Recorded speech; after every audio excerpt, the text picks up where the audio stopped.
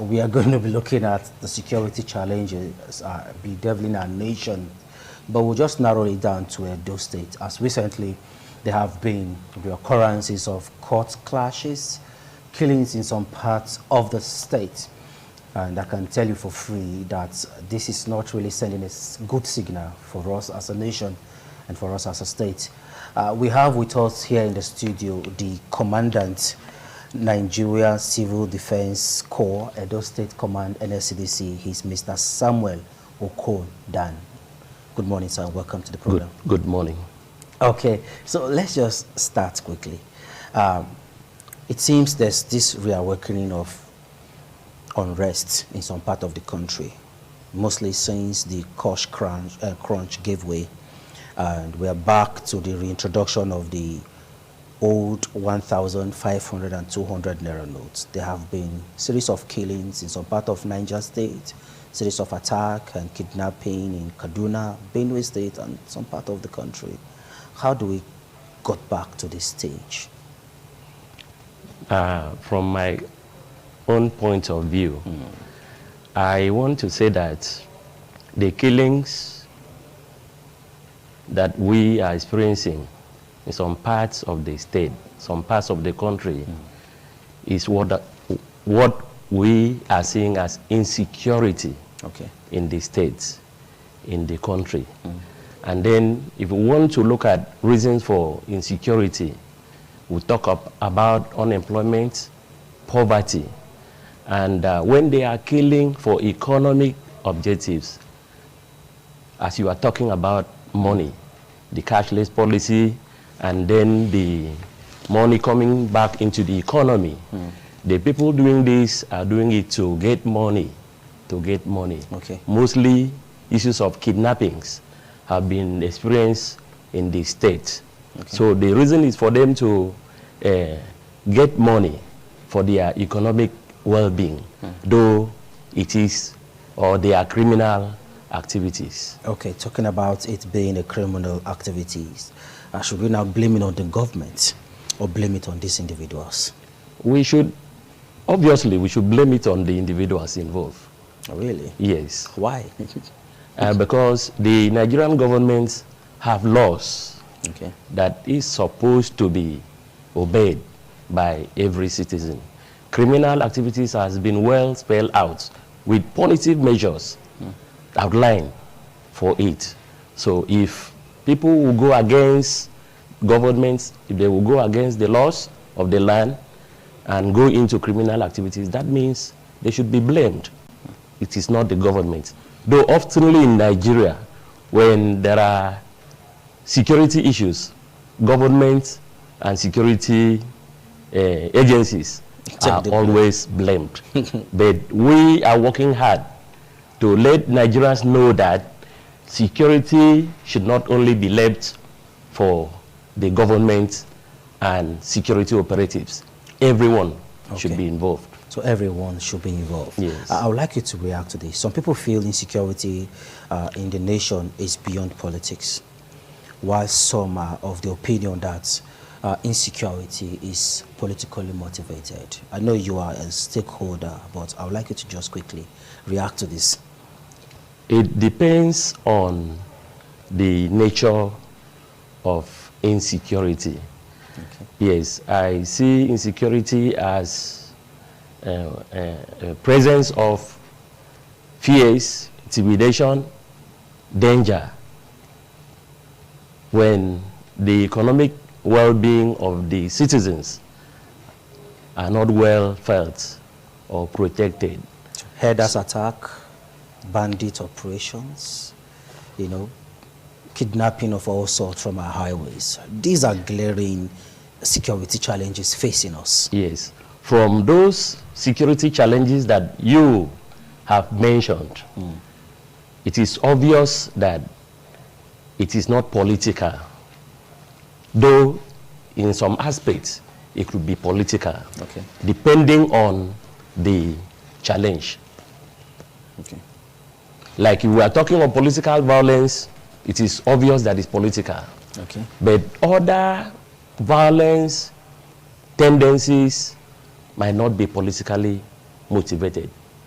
issues of maybe cultism, issues of farmer-seders clashes.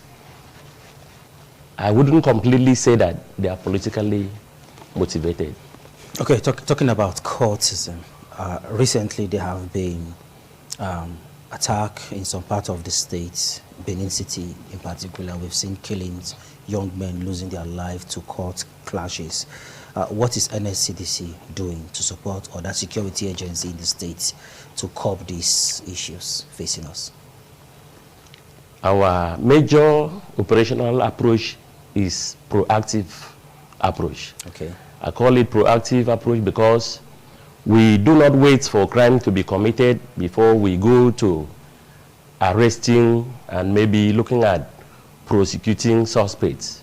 We focus on blocking channels of criminalities, and we use educational approach, public awareness, sensitization campaigns that we have been doing in the area of cultism, to checkmate people, to prevent people from joining cultism, from blocking channels of those that are already in it.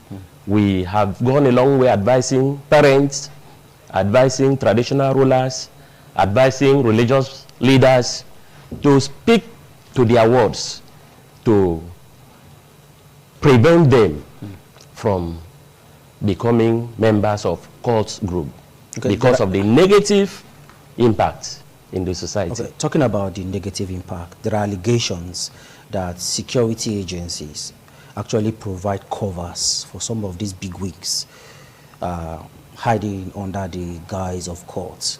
Some of them have they kind of have security cover. Could that be true? I don't believe in that. I don't believe it's true. You think so? Yes. But you know, arrest can be made, and before you know, the person will not even get to the station or even get to your custody, and all of a sudden he just gets off the hook from one call. So how do we strike a balance? Yeah, that is when we should advise the general public not to obstruct justice. Okay. I think that is as a result of obstruction of justice. Okay. Yes. Let's move on, Mr. Okod. So, what's the effect of security to a nation? Does it have any negative effect? Insecurity. Effects of security. Yes, effect of insecurity. Okay, effects of insecurity. Yes, it does. It does. You see, when there is insecurity in the nation, it results in maybe killings, losses, economic losses. Nothing will work well if there is no security in a nation. Yes. Insecurity cannot lead to economic development. And every nation wants to develop. Every nation wants to improve on its activities. Individuals' activities, group activities, community activities, and the rest of it all. So if there is insecurity, most of those economic activities are no longer ongoing. So what are the factors fueling insecurity? Insecurity could be fueled by, like this issue of obstruction of justice, like I said. If somebody knows that if he's arrested, he has a godfather, then he will go again to commit the crime. And then when there is availability of weapons, free flow of weapons in the society, then someone will have the capability. He will have equipment to use. If you look at Nigeria as a nation today, most of what we are experiencing is gone main attack. And that is because they have access to weapons. So access to weapons is one of the factors that fueled insecurity in the nation. Okay. Yeah. Right, so now let's look at the effort of government in combating insecurity. Have they been meeting up to the demands? Yes. It's well known fact that The primary objective of government is the security of its citizen. That is security of the nation. And government has gone as far as creating security agencies and then giving them mandates, specific mandates, to work towards ensuring security of the nation. That is a major effort of government. And then when it has to do with issues of terrorism, violence, attack, intimidation that we are experiencing, the first attempt by Nigerian government in tackling issues of killings or terrorism in the country was the development of what we call the National Counterterrorism Strategy. I think that paper came up in the year 2014. It was reviewed in the year 2016. Okay. That strategy has 5 work streams. Number 1 is that of forestalling terrorism.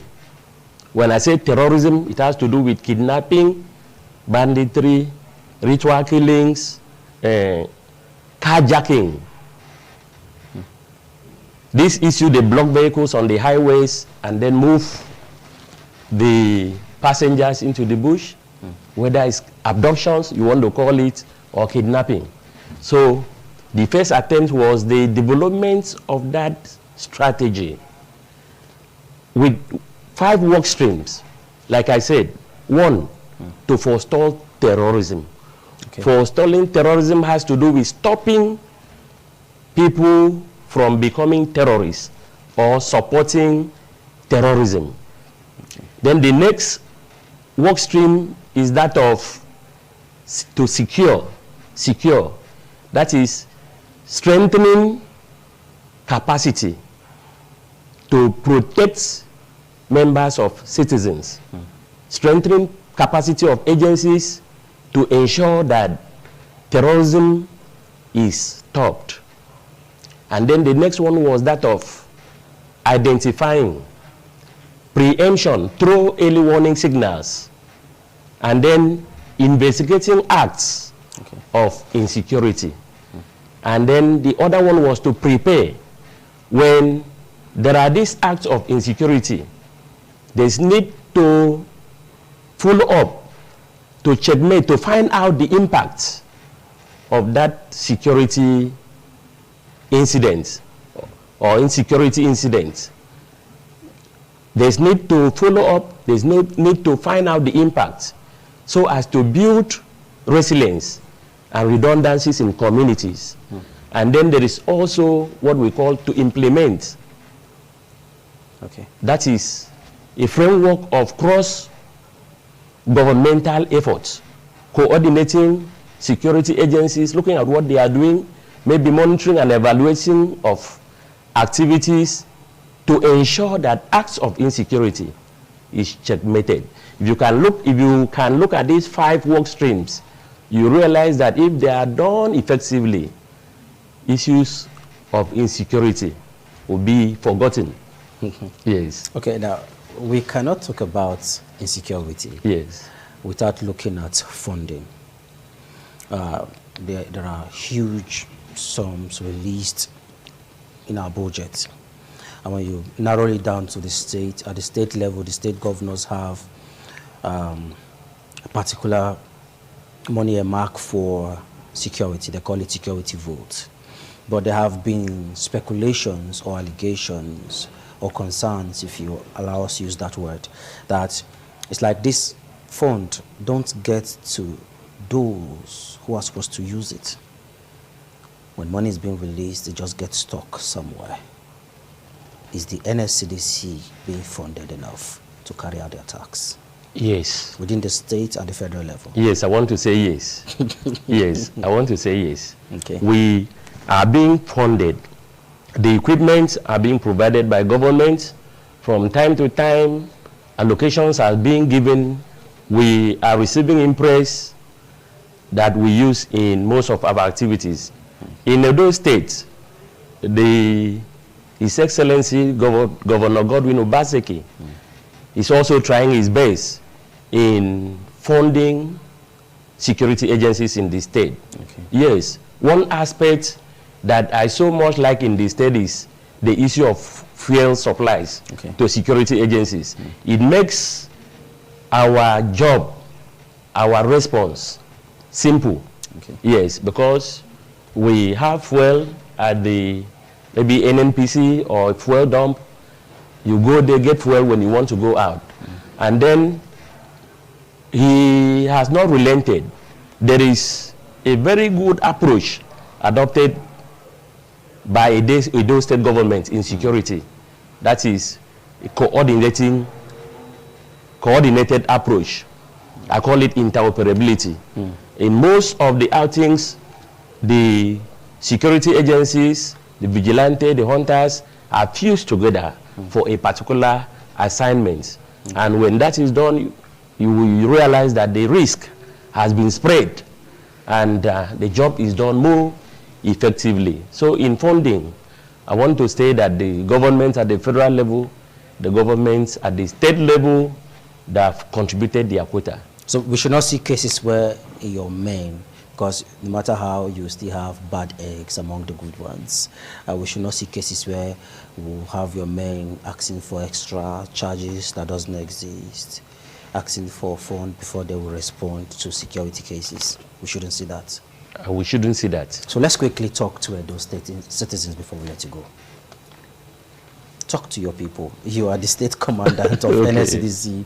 If there's anything that gives people assurance in the state is when the state is being secured. So let them hear from you quickly before we go. I want to call on the people of Edo State to assist security agencies in the discharge of their functions. When you are aware of any criminal activity, feel free to report to Nigeria Security and Civil Defense Corps and other security agencies for intervention, for immediate response. Feel free to call on us. Feel free to contribute to security of Edo State. You can do this by advising those that you know that are criminals to abstain from criminal activities. You can do this by advising traditional rulers. I want to also call on traditional rulers myself. I want to call on religious leaders that they have a great role to play in the security of the state. Thank you so much, Mr. Okondan, for taking time to join us. Thank you. Okay, we'll be having more of you on the show.